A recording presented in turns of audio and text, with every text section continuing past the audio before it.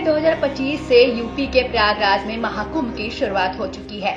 महाकुंभ का समापन 26 फरवरी 2025 को महाशिवरात्रि के दिन होगा। हर बार की तरह इस बार भी नागा साधु इस मेले के सबसे बड़े आकर्षण हैं। इन नागा साधुओं में महिला नागा साधु भी शामिल है। महिला नागा साधुओं का जीवन बहुत ही अनोखा और आकर्षक होता है। वे भी नागा साधुओं की तरह ही सामाजिक और पारिवारिक जीवन से दूर रहती हैं और अपने जीवन को आध्यात्मिक अभ्यास में समर्पित करती हैं। लेकिन महिला नागा साधुओं की जीवन शैली और परंपराएं पुरुष नागा साधुओं से कुछ अलग होती हैं। ऐसे में आइए आज हम आपको बताते हैं महिला नागा साधुओं की रहस्यमयी दुनिया के बारे में। दरअसल नागा साधु महिला सशक्तिकरण का प्रतीक है। वे यह प्रदर्शित करती हैं कि आध्यात्मिक मुक्ति प्राप्त करने के लिए किसी का पुरुष या महिला होना बाधक नहीं है, यानी व्यक्ति के लिंग या जेंडर से कोई फर्क नहीं पड़ता। महिला नागा साधु भी पुरुष नागा साधुओं की तरह अपना पूरा जीवन भगवान की भक्ति और साधना में समर्पित कर देती हैं। उनके दिन की शुरुआत पूजा पाठ से होती है और अंत भी ईश्वर की आराधना में। नागा साधु बनने के बाद इन्हें माता कहकर पुकारा जाता है। महिला नागा साधुओं की परंपरा में कपड़े पहनने का महत्व है, लेकिन वे अपने कपड़ों को बहुत ही साधारण और कम रखती हैं। वे गेरुए रंग के कपड़ा पहनती हैं, जिसे गंती कहा जाता है। यह कपड़ा बिना सिला होता है और संन्यास लेने के बाद भी पहना जाता है। उन्हें अपने माथे पर लंबा तिलक लगाना होता है। ऐसा बताया जाता है कि कुंभ संपन्न होने के बाद महिला नागा साधु वापस अपने आश्रमों को लौट जाती हैं।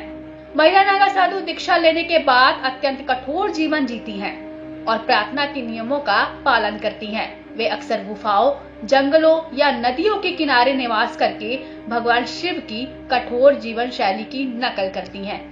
लेकिन क्या आप जानते हैं, कुछ महिला नागा साधु गंती भी नहीं पहनती, यानी वो पूरी तरह निर्वस्त्र रहती हैं। ये नागा साधु कभी भी किसी के सामने नहीं आती, हमेशा छिपकर रहती हैं।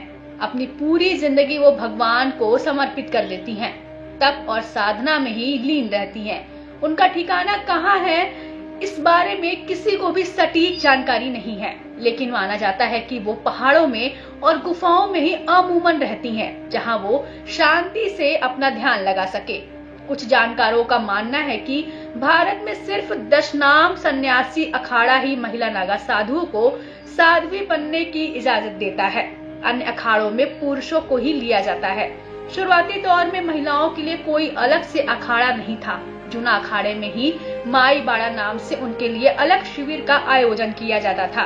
कुंभ में भी जूना अखाड़ा अपने बगल में माई बाड़ा शिविर का आयोजन करता है, जिसमें महिला सन्यासी आती थी।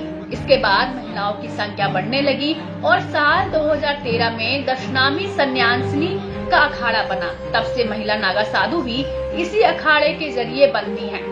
आपको ये भी बताते चले कि किसी भी महिला को नागा साधु बनने के लिए बचपन से ही कड़ी परीक्षाएं देनी होती हैं। 6 साल की उम्र से ही उन्हें ब्रह्मचर्य का पालन करना पड़ता है।